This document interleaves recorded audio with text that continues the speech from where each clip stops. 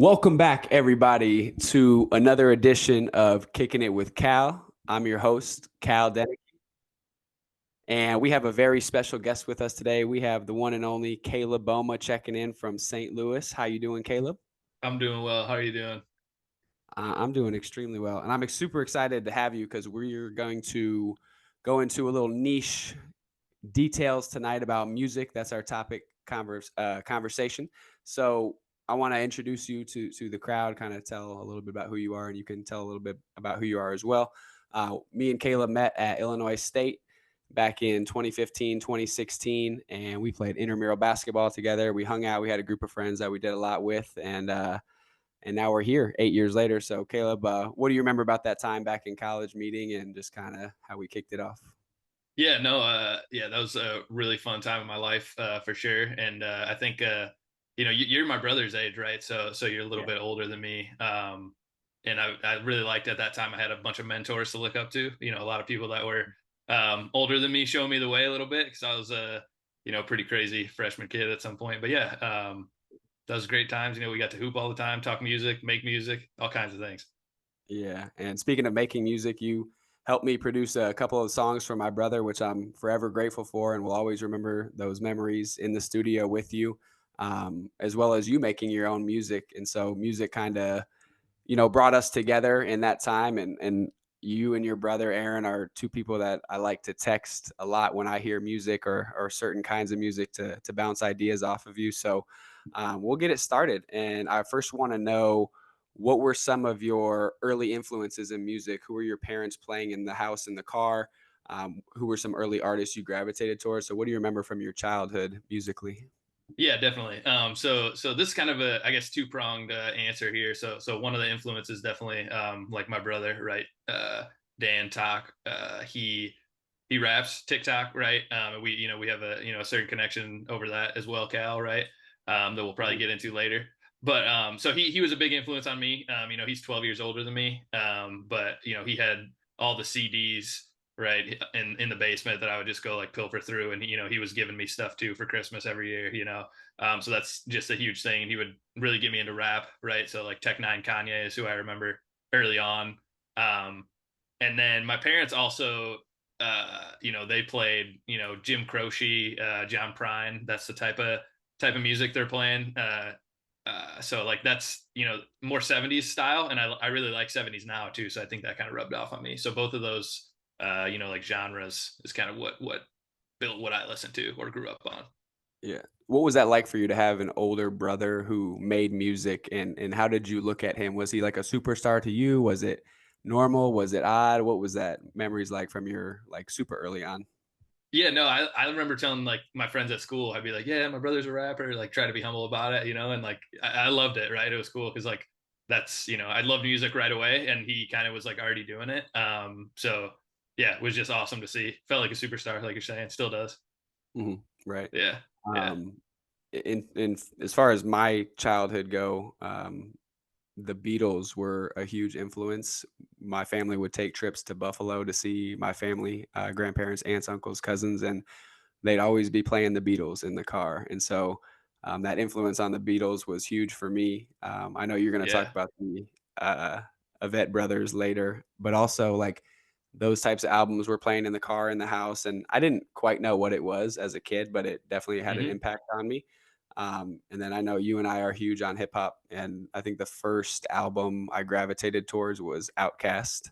Hmm. And I think I was in probably fourth grade listening to Roses, and Outkast was huge for me. So Yeah. definitely a lot of genres we're going to cover today, um, but I think they all impacted kind of who we are musically. So I want to just catch a little bit more about your brother's story, because Hmm.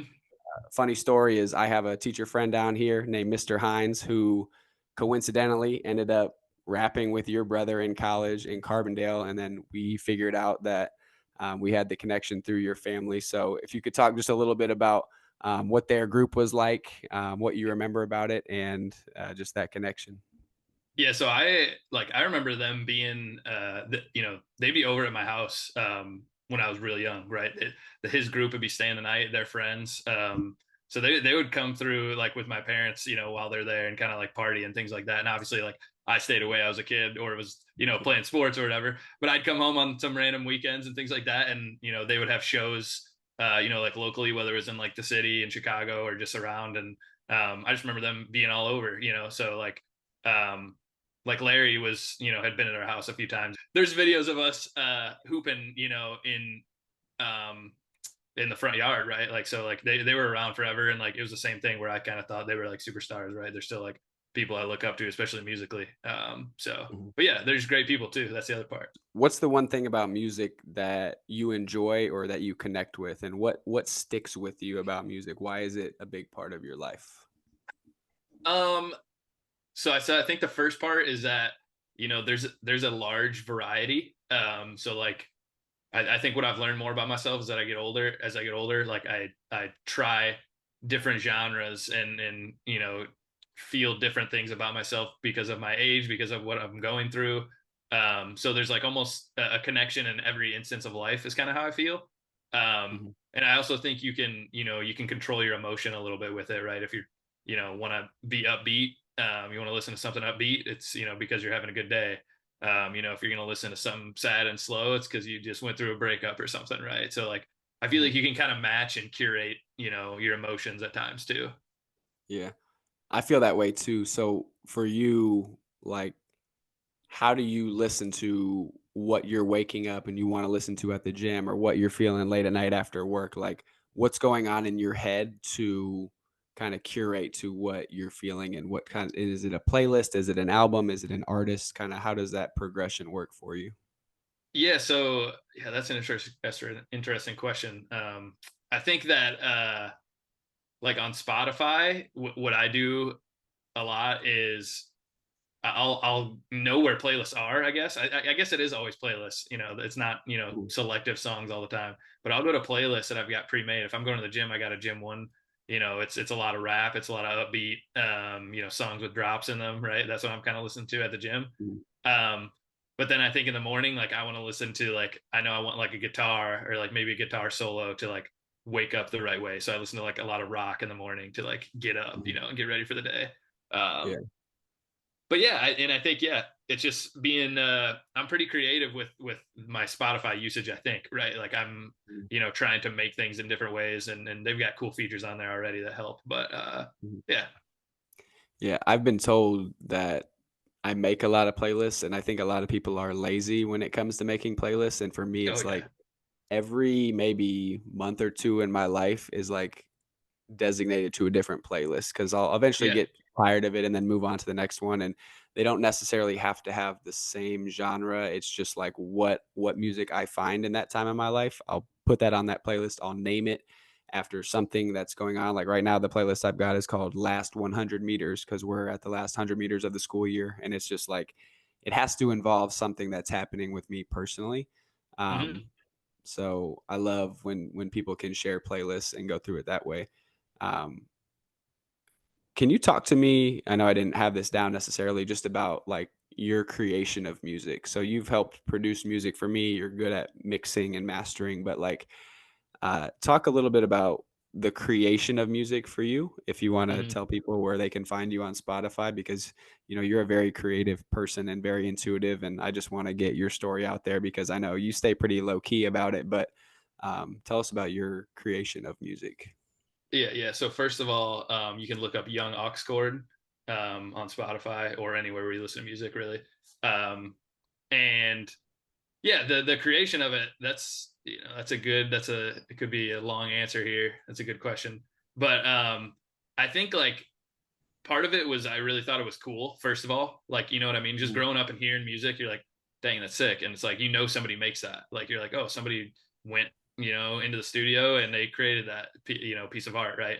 So part of it is just knowing that you can do it. And just like I said earlier, like one of the reasons I like music in general is because of the variety, right? You can make a different thing every time you go in. And that's kind of like what I try to do is just make something that sounds good to me, first of all, but then also make stuff that, is experimental in a way. And I think making it is one thing. And then writing is a whole nother like world where it's been just like interesting to understand because I think like writing, you kind of have to catch it, if that makes sense. Like it's not like a thing you can just build up and do over time. You can practice, of course, but like a really good song comes out of like thin air, kind of like as you're writing it. And that's kind of Mhm. how I feel like, a lot of songs I wrote happened to me. It was like I had like one or two good lines, and then the rest just like flowed out of me, and that's Mhm. it.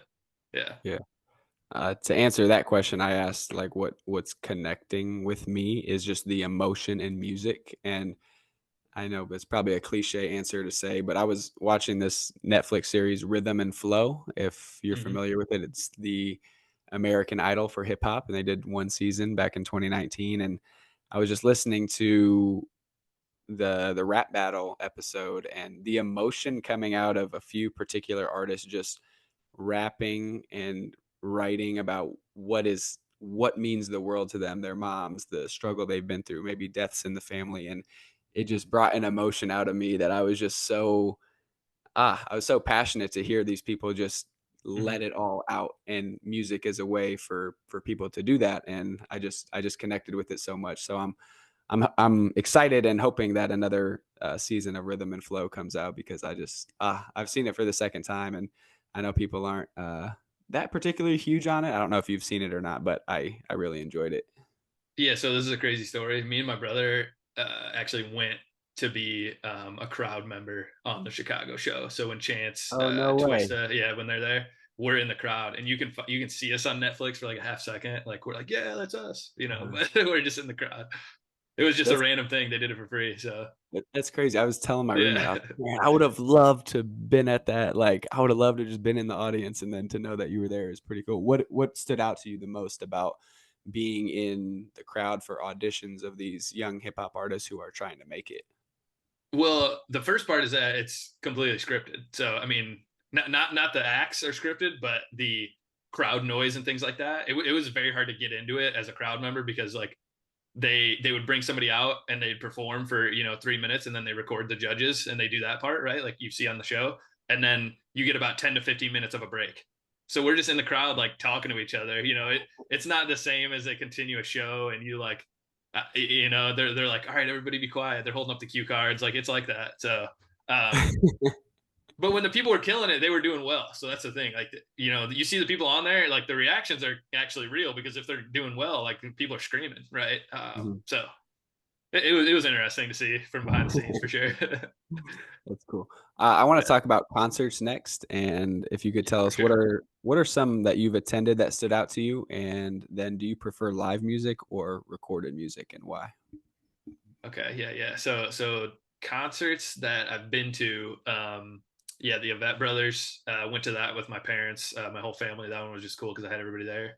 Um, and also they're just an interesting, like folk Americana band, right? And they're just an interesting group. Some of their writing style is just pretty incredible. Like No Hard Feelings is one of my favorite songs like ever.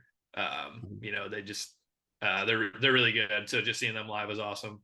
Tyler Childers is, more country, not something I ever listened to like in college or high school. mhm. Um, Started to get into it as I got older. It's one of those things where I feel like I've like matured in a weird way, and maybe mature isn't the right word because I live in Missouri. It might just be the effects of being in Missouri, but something about getting older and accepting like something different, or like going through it, and that's kind of like why that one was like really cool for me. So um, and then Tech Nine is the last one I have on there. Mhm. Intense show and just incredible like crowd control. Like he's just making people do whatever he wants. Everybody is involved. It's just a very like synchronized show, and he just kills it. Right? He's rapping 100 miles an hour, and he does well. You can hear everything. So it's Yeah. crazy. Yeah. I don't know too much about Tech Nine. What I do know is that he's put out a lot of albums.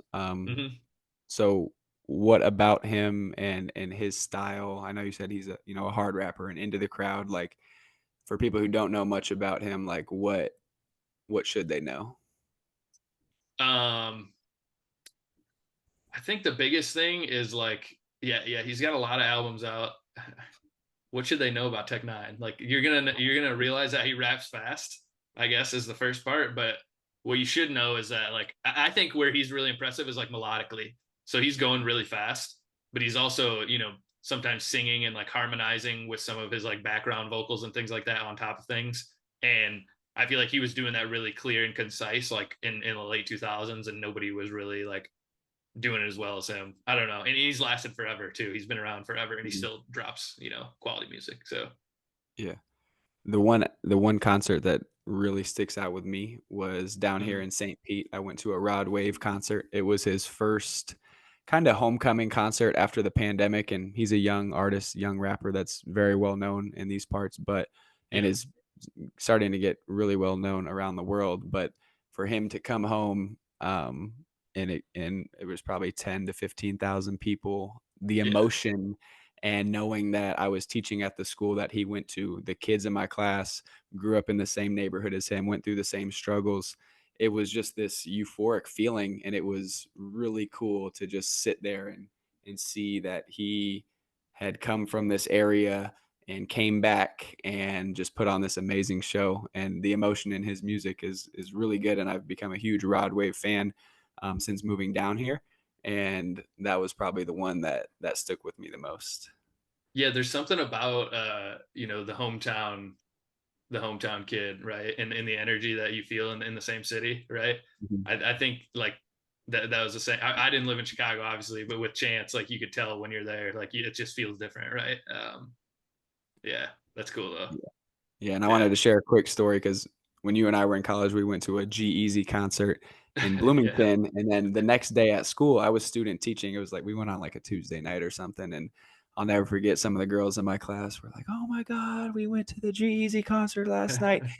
He said that Bloomington, Illinois was the best concert he's ever done." And I go, "Girls, he says that everywhere he goes. I was there yeah, too."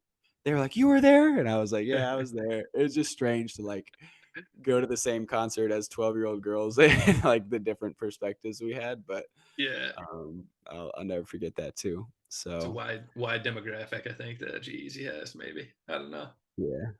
Yeah. Um, Wanted to touch on how music has grown since our childhood. I actually told my students this the other day, like their form of communication their whole lives has been Snapchat, and their form Hmm. of music has been Spotify. And for you and I, who are in our mid to late 20s, we're experienced a bit of transition. And so, what do you remember about the days of being young, downloading music, CD players, burning discs, like no Spotify, no streaming services, to where it has become today? What do you recall about those memories?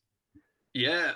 The first word that comes to mind was that it was just harder to do everything, right? Like you're just like making your playlist, burning it. You only got 18 songs for a while. You gotta remember where that CD goes. If it scratches, you gotta burn another one. Um, you almost don't want to put a song on two different CDs because you're like, oh, I can't waste, a new song on there, so I'm not gonna do that. Right. LimeWire was a weird thing that came out when it was like the CD era too, where you were like downloading the song, which yeah, just a weird time too. Um, Mhm. but yeah, like do your students know what CDs are? Like are they like they know what they are? They've never seen one though. They definitely know what they are. I don't know what else they know about them because it's funny, like, Yeah.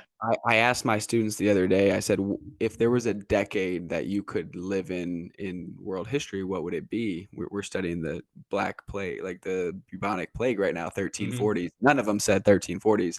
Almost all of them said from 2000 to 2010. Like, they see that on TikTok very well, and their parents talk about it, and that was more of Yeah. our childhood, and it made me feel kinda good that, like, a lot of students were fantasizing about, like, growing up in that era where we were, like, downloading music and stuff, but Yeah. I don't know, like, physically what they would know about CDs Yeah. and tape recorders and all that stuff, so, Yeah. it's interesting, but like, LimeWire was very sketchy, you could say, and it was illegal. I remember my mom I was downloading music off her laptop with LimeWire, and, like, some bad, like, inappropriate stuff came up, and sh I got screamed at. I didn't know what was going on. I just wanted a way to listen to Lil Wayne, Akon, and those guys, Yeah. and, um, Yeah. yeah, like, did you use iTunes to burn your CDs? Even for, like, my students listening to this, like, they if you say burn a CD, they think, like, you were lighting fire to it, I think. That's hilarious too. But but yeah, like I used iTunes to do that all the time. Yeah, and I'd get them off like YouTube. Like I was doing like the YouTube converter thing for a while Mhm, and doing that. That mhm. would be like one way, and then like streaming just came around the corner. I feel like that was it. It was like I don't even know when I started using Spotify or like when that transition happened. But like once that happened, it was like why like what is the CD doing? Like it's why do I even need it? But I don't know. I also think it's interesting that people like love records too. Like I get it for the sound, Mhm, but mhm. it's funny that they kind of like went back in time even further. Like I don't think people are gonna like set up a CD, which is essentially like the same thing. Nobody's gonna set up a CD like in their living room and be like, look, it's playing. Like Yeah. it's not the same. I don't know. Do you have vinyls or no? So I used to, but I didn't have a good player, and so I didn't really buy that many. I only had like three, I think. Okay. Um, but yeah, my I brother always plays. My brother has a nice one. okay, I always thought about Yeah. maybe getting into it, and then I'm like, "Mm, it Yeah. I can use my Bluetooth speaker and I can change everything." I just didn't get Yeah. into it. I feel like it's a Yeah. it's a money investment too, so, Yeah. It's an activity um, for sure, a hobby. yeah. I wanted to talk about generations with music, Mhm. and artists that cross generational lines because I know for me, like, hip hop has always been my favorite and Mhm. something I've always gravitated towards, but my parents can absolutely not listen to a hip hop song and connect with it or understand it because that's not the era they grew up in. Mhm. And I feel like whatever era, whatever music was popular in your formative years is the music you're probably always going to gravitate towards if you have like a number one option. So I wanted you to just elaborate on what you think about generations, music changing, and if there's any artists that you think cross generational lines. Because I know the artists that I grew up on, my parents couldn't stand, and they would just tell me to turn it off if Lil Wayne was playing. Yeah. I think yeah, like I think this has always been my thought is like what's music going to look like in like 20 years, right? I always think about that cuz I'm like I look 20 years back and then, 20 years before that and it changes so much. But I think like the biggest thing with artists nowadays is like you have to adapt to be able to like survive in a way, right? Like I think Mhm, Drake's a good example of like somebody who like did, multiple genre approach on things and kind of lasted for a long time. So he's been somebody that's been around forever, right? But I also think like as a listener, you kind of got to be open to hearing different things from different people. And if they put out the same thing all the time, like I don't really enjoy that. Like I don't like hearing somebody that just makes the same four albums in a row, right? mhm. So I think that's how you got to be as a listener, and also like if you're making the music too. But yeah, Yeah, I think of Mac Miller when you say changing up styles, flows, definitely. um, from album to album. Definitely the arc of his career before he passed. That's what kind of stood out to me. Hmm. And as you mentioned, Drake and a lot of other artists, like you don't want to make the same thing, and if you do, that's where your career ends. Hmm. Um, the Yeah. artist that I wanted to mention was Taylor Swift, and I had heard recently that she crosses generational lines. I have two cousins up in New York that are freshman and seventh grader, and they're obsessed with Taylor Swift. Had a Taylor Swift birthday party, and their mom's also jamming out to Taylor Swift in the car. Like they can connect to it and connect with Yeah. it, although there's a major age difference between them. And I think that has a lot to do with why she's as popular around the world as she is. Yeah, that is true. I think you're right on that. Like yeah, can just it has the probably the biggest age difference out of like anybody, right? Mhm. Yeah, yeah, she's built different for sure. Okay, I wanted to go through some rapid fire questions, which doesn't Yeah, necessarily mean that you have to answer them quickly, but I might ask some follow-ups. So, yeah, what are your three favorite albums of all time? And if you wanted to mention why for a little bit of them, you can do that too. So, three favorite albums of all time. yeah. So the first one is "The Human Condition" by John Bellion. So he's like a probably my favorite artist like ever. If I like had to like you know make a list, right? He's on the top probably for me. So Human Condition, because that album like just came out at a time where I had like just discovered him essentially. Like so I just like had found like Money Right, which was the single off of that album. Mhm, And it was the first thing I heard by him, whole album, and like I was just like hooked to his like music and philosophy from that point on. Um, and another part about him is that he had like a YouTube series where it like showed how he was making the music like behind the mhm. scenes. And so like that was another piece of like why I like started to like him and like knew his persona. And so that album is just incredible to me. I think it touches a lot of different emotion and area in my life. And at the time when I was listening to it, it was just something. It's kind of like that thing where I go back to a very specific time when I'm listening to that, when it's like my senior year of high school and getting out of school and listening to that. So that's why that album sticks out for me. When I think of John Bellion, I think of Caleb Boma. It's just they're synonymous. Like, his That's how I want music it to be.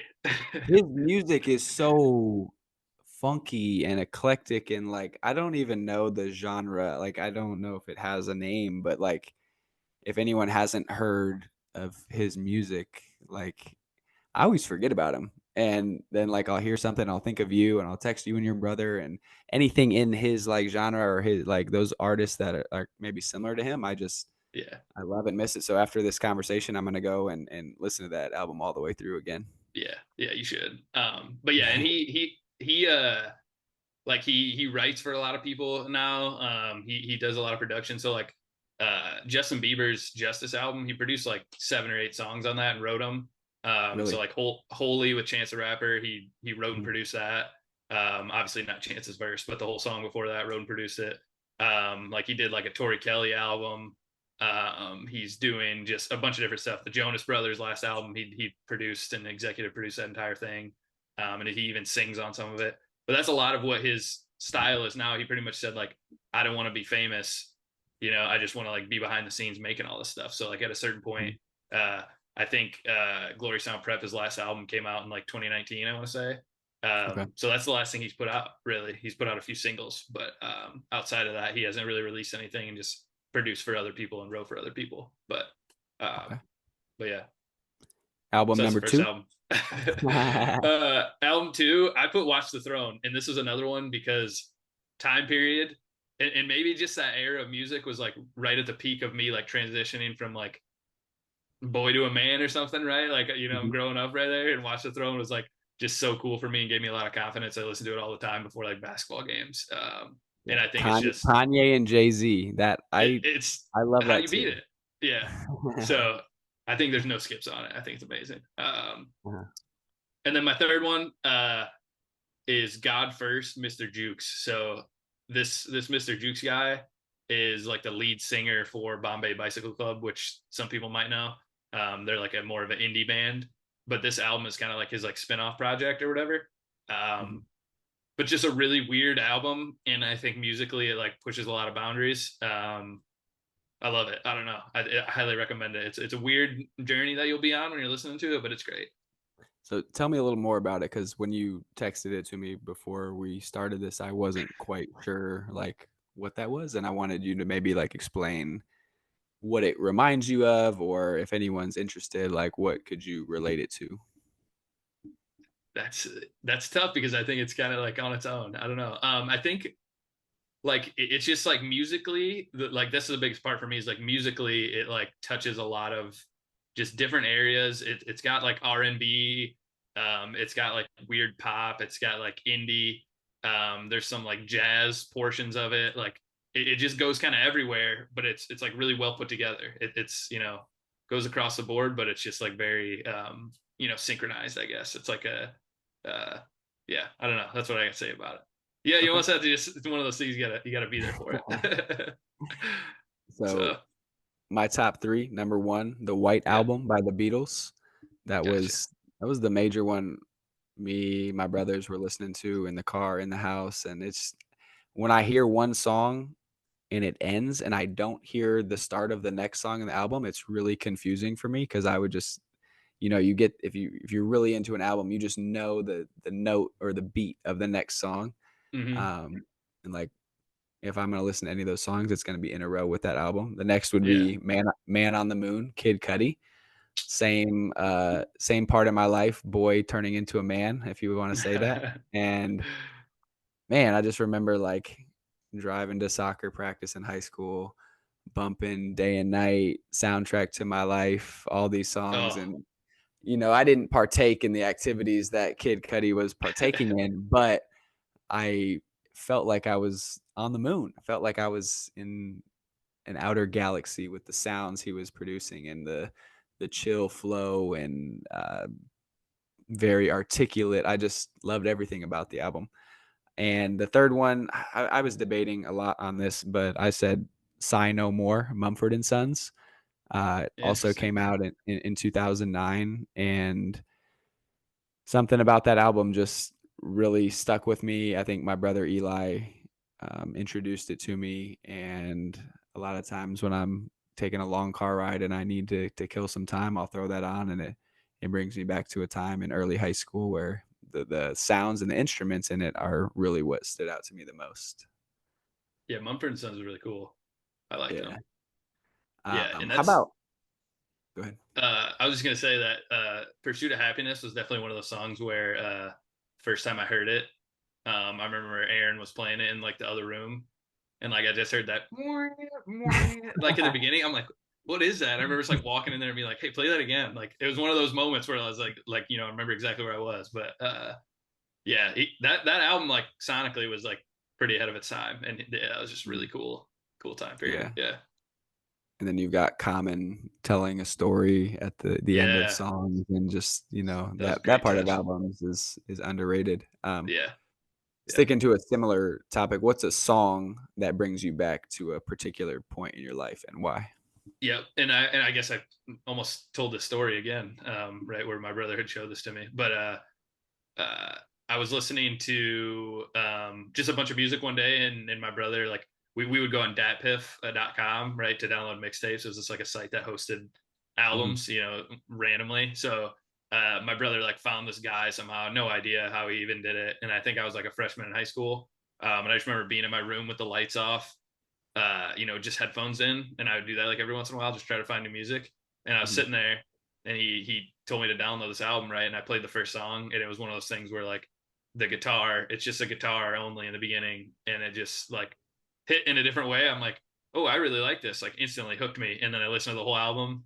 Great album, Beautiful Loser is what it's called. But This Is a mhm. Hit is the song by Kyle, right? So that's like the intro, and him just showing that to me just takes me back to that time every time I listen to I was so happy when you said that was the song because it. I found out about him 2013, 2012, right around when I got into college, and Yeah, that song, the guitar, it sticks with you. And he Ventura, California, representing yeah, Kyle, just came out with a new album. He's kinda in that John Bellion group, if I would call them, like, making music during that time and kind yeah. of this Definitely came up. funky, like, alternative hip hop. I don't know what you call it, but, Yeah. um, great song. The one for me would be it's called "Take Me Out" by Franz Ferdinand, Mm, and, like, the sound of it when you start, it just brings me back to, like, 5th grade. I think it was on Madden '05 soundtrack, yeah, yeah, and yeah, so if you're lonely, and I just like it gets me going. I love that song. It brings me back to that point in my life. yeah. Um, what about your favorite movie soundtrack of all time? Because I think movies, when they have a great soundtrack, make it that much better. There's a few I had Mhm. in mind, but what movie soundtrack stands out to you? Yeah, so I got two. The Goofy movie, which so part of that is like the musical songs that they'll do in a Disney movie, right, where some of the characters are singing and things like that. Um, but then Tevin Campbell has two songs, so Eye to Eye and Stand Out are on there, and Powerline performs them, and just like that was another like moment for me when I was a kid where I was like, I could be like a freaking rock star. Like, look at this guy. He like went to school. Like, that'd be so sick if that was me. And it was just like really one of those like adrenaline filled moments as a kid.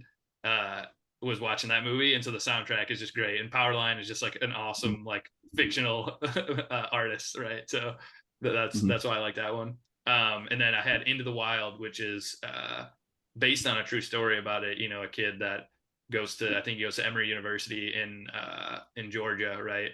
And he's going to school there, and he ditches school pretty much, becomes homeless on purpose and just barefoots around California, Montana, and he ends up going into Alaska. But it just follows his story about how he had a great, family, he had a sister or whatever that was in the area, and he just, cut loose from society and just, did what he wanted. And it's just kind of a liberating story. It's interesting, but that soundtrack is really good for it. It's Eddie Vedder does Mhm. the whole thing. So yeah. I have 2 as well, and one's a childhood movie. So the first one is Shrek. I just love the soundtrack to Shrek. There's just moments in that movie where you That's hear a the good pick. music and it brings you back, like the song Hallelujah. Oh yeah. There's a lot of moments throughout that movie that I think the music just hits so spot on, Yeah. and I think every kid growing up in the early 2000s can vouch for me saying that that's a great movie and a great soundtrack. The other one is Remember the Titans. I think Ooh. the old school vibe of the songs in that movie are great, and a lot of times I think I was walking down the street in Asheville, North Carolina the other weekend, and I heard a song, and I'm like, "Remember the Titans," like, I know exactly what scene this is from because it Yeah, it yeah. it fit together so well in that movie. Yeah. Yeah, that's awesome. If you could see 3 current artists live in concert tomorrow, who would they be and why? So first one's Noah Khan. Um, I think he's an incredible songwriter. He's, blown up pretty heavily like over the past like 2 years. Um, Mhm. I think he, yeah, puts out a lot of good music. I really like him. Haven't seen him yet, so that's one. Number two would be Dominic Fike, and I think he's like one of my favorite artists too. But his live show, I've seen clips, right, and things like that, and that's what gets you excited about it. But I've seen a few clips where he's just shredding, and his like vocal, ability live is just incredible too. He can really like sing like a rock star, right?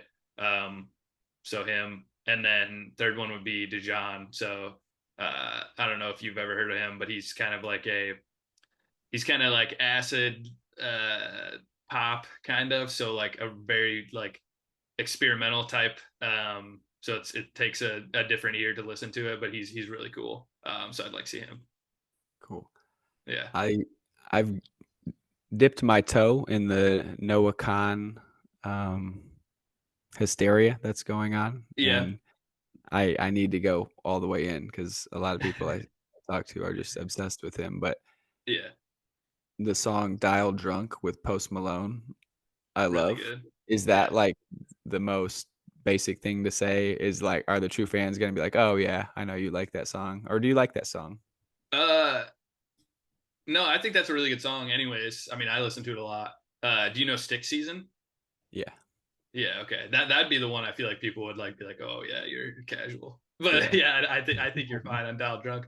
Post Malone was on like the remix or whatever, right? Yeah, uh-huh, I think so. Yeah. So, okay, but no, yeah, you still got time. okay. No bandwagon here. My 3 artists, number 1, Skizzy Mars. That's my Mm, John Bellion to you. I've been listening to him for 10 plus years. He's poetic, he's different, hmm Manhattan-based rapper, with a lot of guitar and rock sound in his music nowadays, hmm and I feel like I've just listened to him for so long, and I've seen clips of his Lollapalooza stuff and different concerts he's done, and I just have never gotten around to seeing him live, but he'd be my number 1 for sure. 2 would be Mumford& and Sons. We mentioned them earlier, Yeah. just the instruments that they use. I just think their music is incredible. Multiple albums that I'm quite obsessed with. And then number 3, someone who I've really gotten into over the last 2, 3 years is Dermot Kennedy, the hmm Irish lad, and his music, I think, got people out of a tough time during COVID, especially in Ireland where the country was very locked down.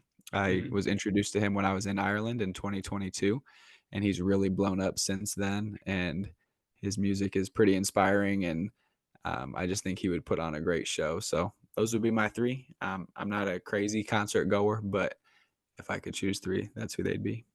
So we're gonna wrap things up, and as we like to do, on the pod, I like to go through one thing on your mind. So, Caleb, tell us one thing that's going on in your life right now that you want to let the people know in case your family or people are watching, whether it's a book, TV series, travel event, just what's going on in your life, man. Yeah, so a lot of wedding planning. Well, I'm not doing the actual wedding planning, but travel planning for the wedding, I guess.